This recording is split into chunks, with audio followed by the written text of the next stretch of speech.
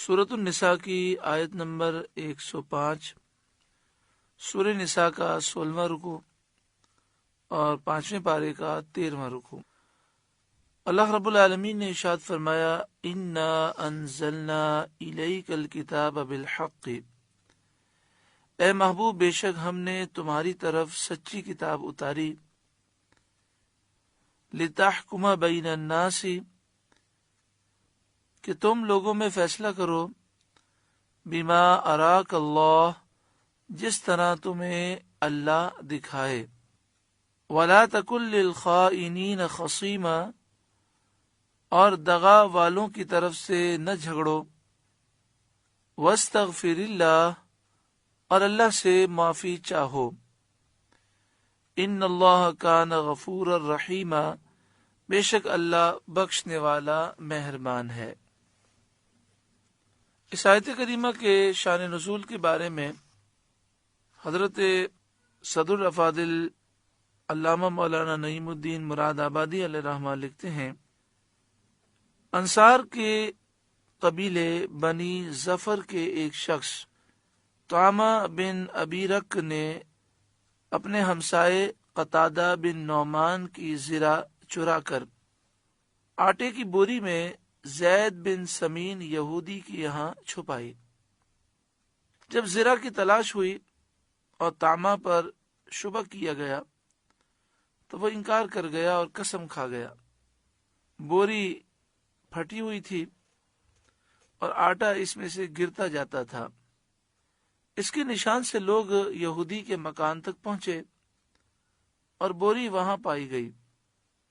یہودی نے کہا کہ طعمہ اس کے پاس رکھ گیا ہے، اور یہود کی ایک جماعت نے اس کی گواہی دی، اور طعمہ کی قوم بنی ظفر نے یہ عزم کر لیا کہ یہودی کو چور بتائیں گے اور اس پر قسم کھا لیں گے تاکہ قوم رسوا نہ ہو، اور ان کی خواہش تھی کہ رسول کریم صلی اللہ علیہ وآلہ وسلم طعمہ کو بری کر دیں اور یہودی کو سزا دیں۔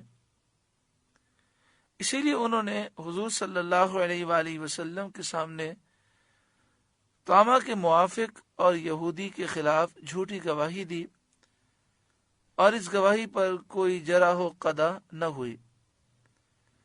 اس واقعے کے متعلق یہ آیت نازل ہوئی۔ اس آیت کریمہ کے بارے میں آپ نے شان و نزول سماعت کیا، اور ہم نے یہ سماعت کیا کہ طعمہ نامی ایک شخص تھا، اس نے زرع یعنی لوہے کی جیکٹ وہ چرا لی، اور وہ اس کے ہمسائے حضرت قتادہ بن نعمان کی تھی۔ پھر اس نے یہ کیا کہ آٹے کی بوری میں وہ زرع رکھی، اور ایک یہودی تھا جس کا نام زید بن سمین تھا، اس کے گھر پر یہ بوری چھپا دی۔ جب زرع کی تلاش ہوئی اور طعمہ پر شبہ کیا گیا تو اس نے انکار کر دیا اور اس نے قسم کھا لی۔ بوری وہ پھٹی ہوئی تھی، تو طعمہ کے گھر سے لے کر یہودی کے گھر تک آٹا گرا ہوا تھا، تو لوگ طعمہ کے گھر سے وہ آٹا دیکھتے دیکھتے یہودی کے گھر پہنچ گئے۔ پھر انہوں نے یہودی کے گھر کی تلاشی لی تو وہاں سے بوری ملی۔ اس بوری کو انہوں نے دیکھا تو اس سے زرع نکلی۔ تو یہودی نے کہا کہ مجھے تو معلوم ہی نہیں ہے، یہ تو طعمہ بوری رکھ کے گیا ہے۔ اور یہودیوں کی ایک جماعت نے اس بات کی گواہی دی کہ طعمہ نے اس کے پاس بوری رکھی ہے۔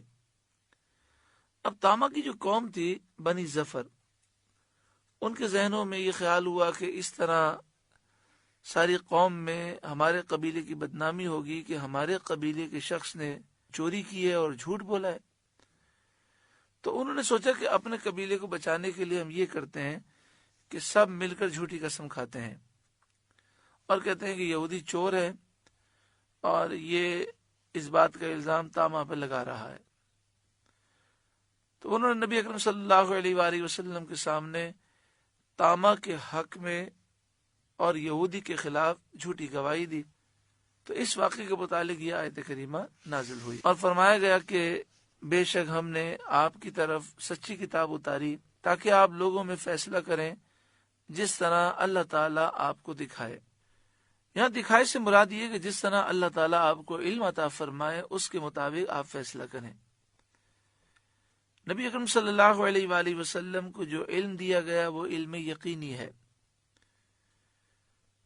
اور اس میں ظہور کی قوت بہت زیادہ ہے، تو علم یقینی کو قوت ظہور کی وجہ سے رویت یعنی دیکھنے سے تعبیر فرمایا گیا۔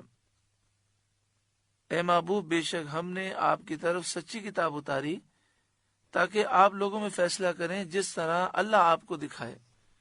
حضرت عمر رضی اللہ تعالیٰ عنہ سے مروی ہے کہ ہرگز کوئی نہ کہے جو اللہ نے مجھے دکھایا اس پر میں نے فیصلہ کیا، کیونکہ اللہ تعالیٰ نے یہ منصب خاص اپنے نبی صلی اللہ علیہ وسلم کو عطا فرمایا۔